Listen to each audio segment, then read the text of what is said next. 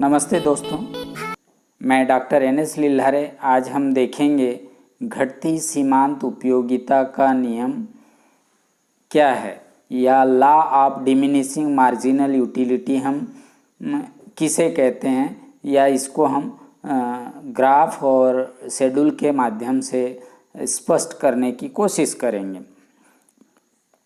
तो जैसे कि आप जानते हैं, उपयोगिता ह्रासमान नियम उपभोग के क्षेत्र में एक महत्वपूर्ण नियम है। इस नियम को फ्रेंच अर्थशास्त्री के नाम से गोसेन का प्रथम नियम के नाम से भी जाना जाता है।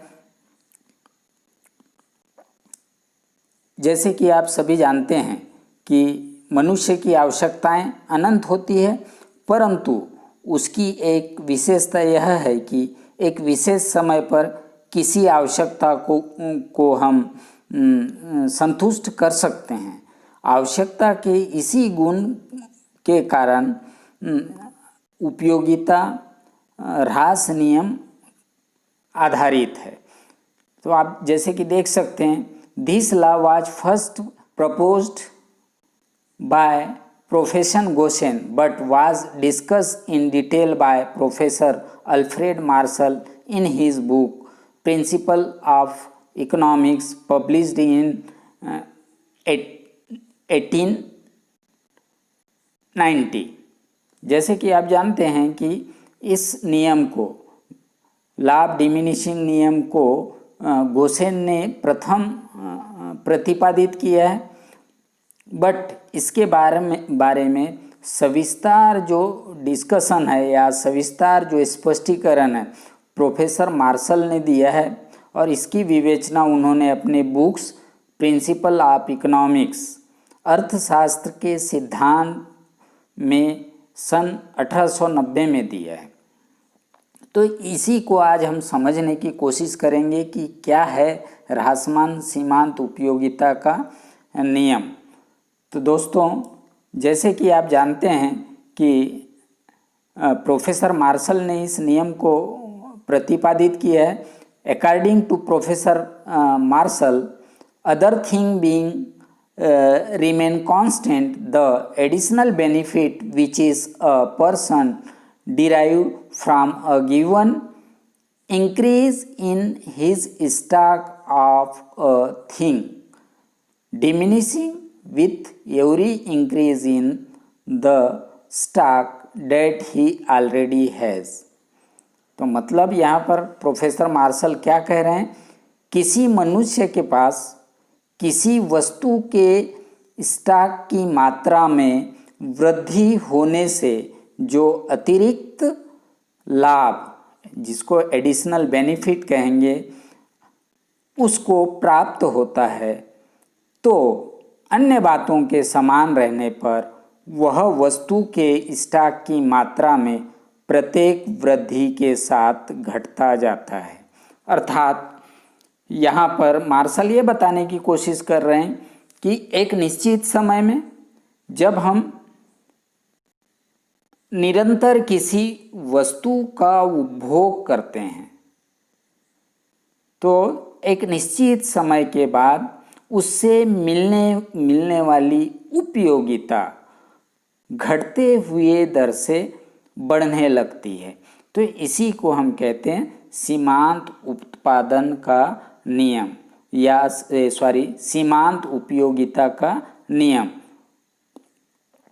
तो दोस्तों, आप जैसे कि जानते हैं कि यहाँ पर अन्य बातों के स्थिर रहने पर, तो अन्य बातों की स्थिर रहने पर क्या है, तो यहाँ मान लिया गया है कि जो उपभोक्ता है वो रैशनल है, मतलब उपभोक्ता एक विवेकशील प्राणी है, उसमें विवेक है, बुद्धि है, तभी ये नियम लागू होगा। नंबर सेकेंड, कार्डिनल मेजरमेंट, मतलब उपयोगिता को हम गणनात्मक दृष्टिकोण से माप सकते हैं। जैसे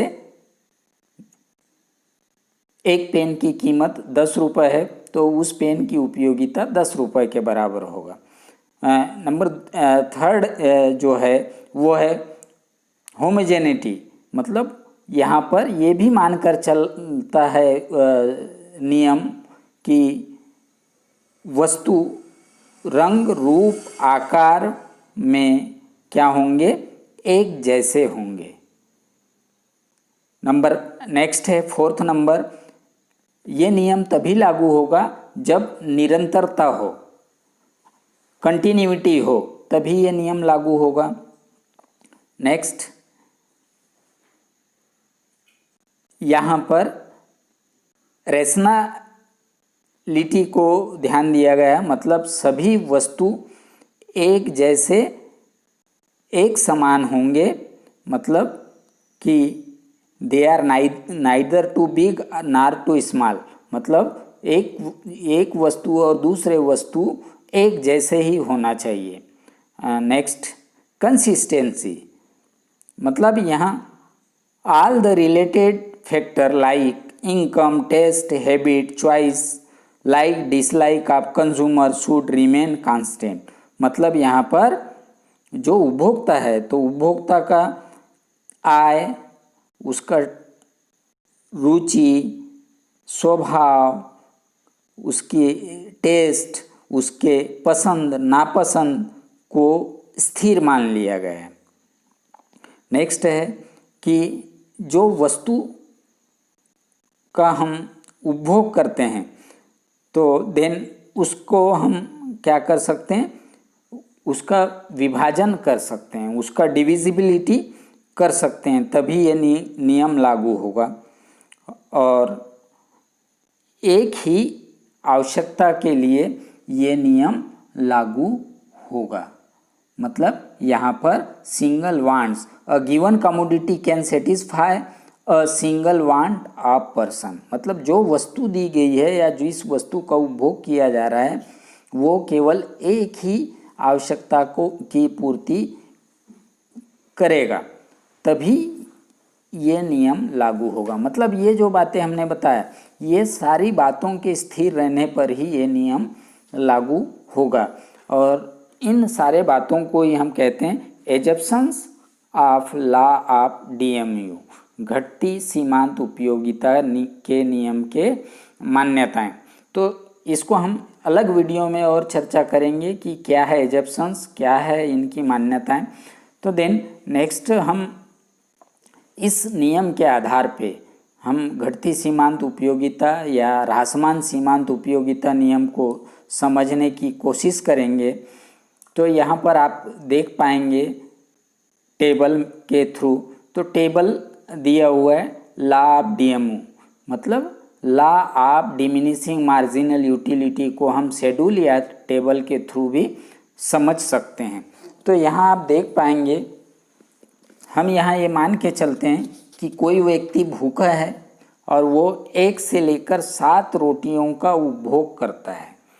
तो यहाँ पर हम देखेंगे कि पहला रोटी जब एक भूखा व्यक्ति को दिया जाता है तो पहला रोटी से जो उसको मिलने वाली उपयोगिता है या जिसको हम कहेंगे सीमांत उपयोगिता है, वो 10 यूटिल के बराबर है, 10 इकाई के बराबर है।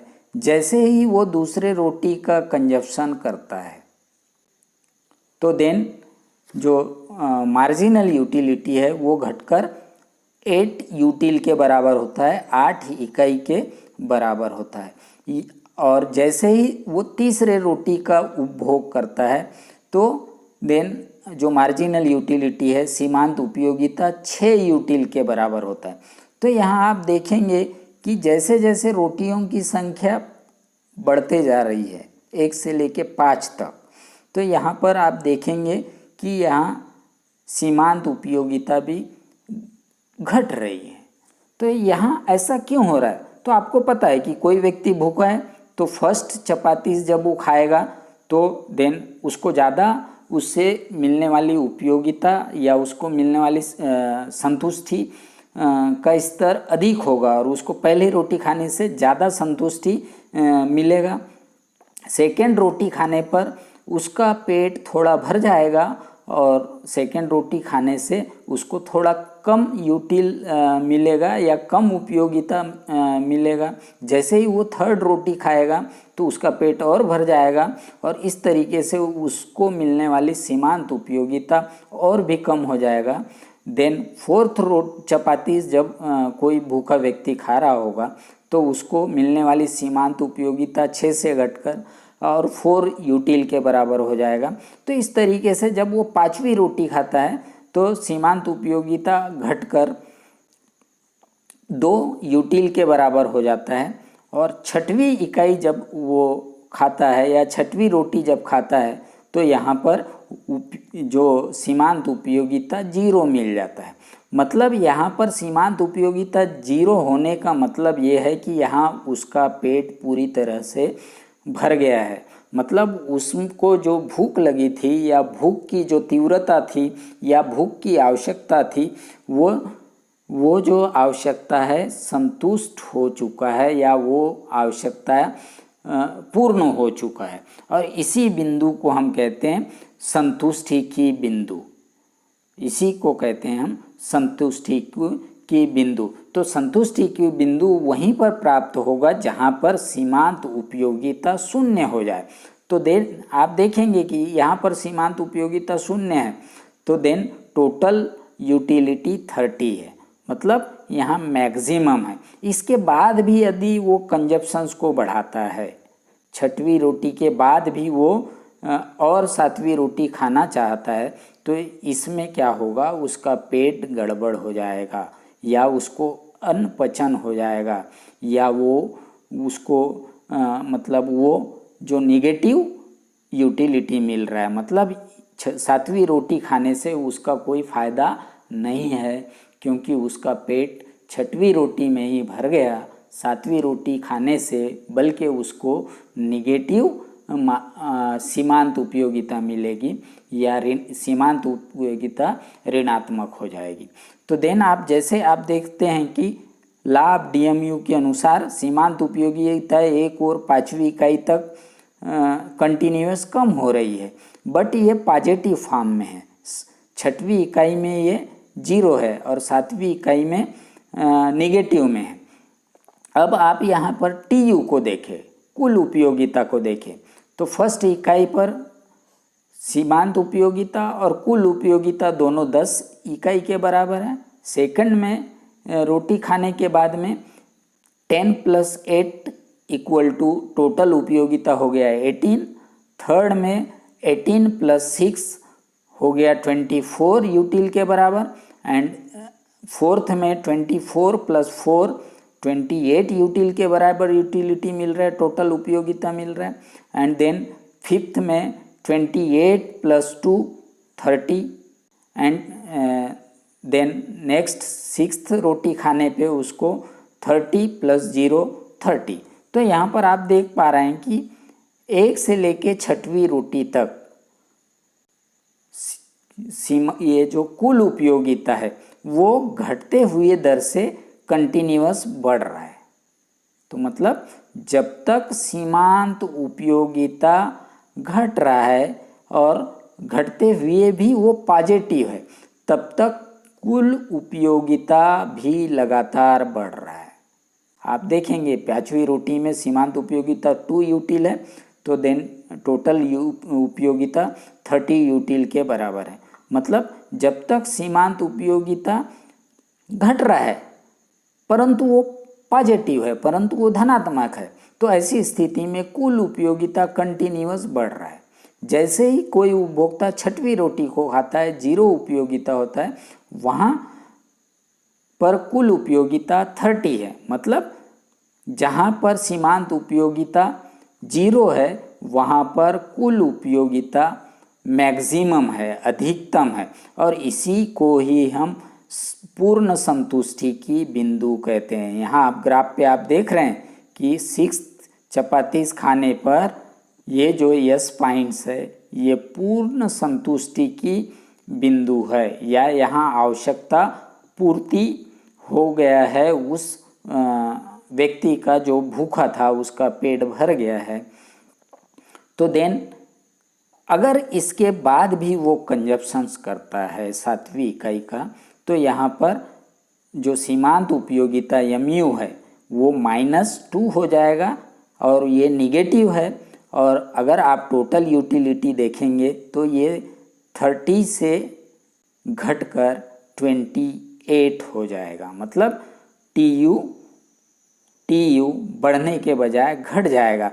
तो यही चीज़ हम यस बिंदु के बाद देख रहे हैं, ये कर्व को, कि ये टी यू कर्व है, ये बढ़ने के बजाय घटने लग गया है। कब घट रहा है? जब एम यू कर्व निगेटिव है तब, या ऋणात्मक है तब। तो इसी चीज़ को हम ग्राफ में भी देख सकते हैं, लाभ डी एम यू को, कि एक निश्चित समय पर जैसे जैसे कोई उपभोक्ता अगले इकाइयों का उपभोग करेगा तो कुल उपयोगिता घटते हुए दर से बढ़ते जाएगी।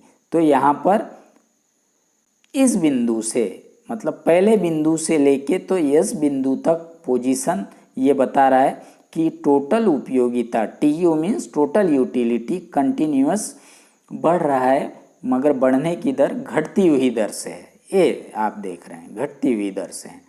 और 6 रोटी के बाद या 6 चपातीस के बाद वो घट रहा है, कुल उपयोगिता घट रहा है। अब यहाँ पर इसके साथ आप सीमांत उपयोगिता या एमयू कर्व को देखिए। तो सीमांत जो उपयोगिता है या मार्जिनल यूटिलिटी कर्व है, इसको आप देखेंगे कि जैसे जैसे रोटियों की संख्या बढ़ते जा रही है, मिलने वाली सीमांत उपयोगिता निरंतर 6वीं इकाई तक कम होते जा रही है। और ये जो 6वीं इकाई के आते आते वो शून्य हो गया है। तो जहाँ पर 6वीं इकाई में सीमांत उपयोगिता शून्य है, वहीं पर टोटल उपयोगिता मैक्सिमम है, 30 है। तो इसी को हम कहते हैं, यहाँ पर वो उपभोक्ता या वो व्यक्ति की आवश्यकता शांत हो चुकी है या पूर्ण हो चुकी है, जिसे हम कहते हैं पॉइंट ऑफ स्टेंटी, पॉइंट ऑफ स्टेंटी या पूर्ण संतुष्टि का बिंदु या तृप्ति बिंदु, वो तृप्त हो गया है, शांत हो गया है। अब इसके बाद भी वो उपभोग को चालू रखता है, तो उसको जो सीमांत उपयोगिता है वो निगेटिव मिलने लगती है। और सीमांत उपयोगिता निगेटिव मिलने का तात्पर्य क्या है कि यहाँ पर उसे संतुष्टि की बजाय असंतुष्ट होगा वो, या उसको अगर उपभोग बढ़ाता है एक निश्चित समय पर तो वो उसके लिए खराब होगा या हानिकारक होगा या नुकसानदायक होगा। तो देन आज हमने देखा कि इन शार्ट में कि 1 से लेके 6वीं रोटी तक क्या है, यहाँ पर मार्जिनल यूटिलिटी कैसा हो रहा है, डिमिनिशिंग रेट से बढ़ रहा है या घटती हुई दर से बढ़ रहा है, या सीमांत उपयोगिता यहाँ पर ऋणात्मक है, जबकि टोटल उपयोगिता डिमिनिशिंग रेट से इंक्रीज हो रहा है, मतलब घटती हुई दर से कुल उपयोगिता बढ़ रहा है। तो मतलब कि 1 से लेके 6वां पॉइंट तक सीमांत उपयोगिता निरंतर घट रहा है, जबकि कुल उपयोगिता घटती हुई दर से बढ़ रहा है। आप देख रहे हैं टेबल पे, घटती हुई दर से बढ़ रहा है। देन 6th यूनिट्स के कंजप्शन में क्या है कि टोटल उपयोगिता मैक्सिमम है, 30 यूटिल के बराबर है, जबकि यहाँ पर एमयू 0 हो गया है। तो जहाँ पर एमयू 0 होगा वहाँ पर टीयू या टोटल उपयोगिता अधिकतम रहेगा। एंड देन 7वीं इकाई के उपभोग में टीयू माइनस हो रहा है या टीयू घट रहा है, और ऐसे समय में एमयू निगेटिव है। अब देन आफ्टर 6 चपातीस के उपभोग करने पर क्या होगा, 6 चपातीस के बाद में यदि वो उपभोग करता है, मतलब 7 चपातीस को, तो क्या करेगा, वो जो मिलने वाली संतुष्टि है वो असंतुष्टि में बदल जाएगी, मतलब ये निगेटिव उपयोगिता प्रदान करेगा। मतलब यहाँ कोई कंज्यूमर उपभोग को बढ़ाता है या सातवीं रोटी को खाता है तो वो उसके पेट को खराब करेगा, मतलब उसको उपयोगिता मिलने के न मिलकर वो चीज़ या वो रोटी की इकाई उसके लिए अनुपयोगी सिद्ध होगा। तो इस तरीके से आज हम लॉ ऑफ DMU को टेबल के माध्यम से और ग्राफ के माध्यम से समझा या समझने की कोशिश किया कि एक निश्चित समय में लॉ ऑफ DMU के तहत कोई व्यक्ति निरंतर अनेक इकाइयों का उपभोग करता है, जबकि वो इकाइयाँ रंग रूप आकार टेस्ट में एक जैसे हो, एक समान हो, तो क्या होगा कि जो कुल उपयोगिता है वो घटती हुई दर से बढ़ते जाती है, जबकि सीमांत उपयोगिता निरंतर घटती जाती है और एक निश्चित बिंदु के बाद वो शून्य होकर ऋणात्मक हो जाती है। और जहाँ पर सीमांत उपयोगिता शून्य होगा वहीं पर कुल उपयोगिता अधिकतम होगा और इसे ही हम पूर्ण संतुष्टि की बिंदु कहते हैं। तो मतलब कि in short law of DMU हम ये बताने की कोशिश करता है कि यद्यपि हमारी आवश्यकताएं कैसा हैं, असीमित है, हमारी आवश्यकताएं अनेक है जिसको हम पूर्ण नहीं कर सकते जनरल लाइफ में, बट ये नियम ये बताने की कोशिश करता है कि एक निश्चित समय पर यदि हम किसी वस्तु के अनेक इकाइयों का उपभोग करें तो एक ऐसा बिंदु भी आएगा, एक ऐसा समय भी आएगा कि उसके बाद में हम उस वस्तु के और इकाइयों को उपभोग करने से मना करेंगे।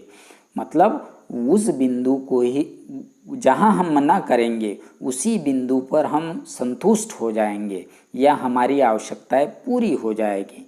तो कहने का तात्पर्य क्या है कि पूरी दुनिया में ऐसा कोई वस्तु नहीं है या ऐसा कोई उपभोग नहीं है जहाँ पर लॉ ऑफ DMU लागू नहीं होता।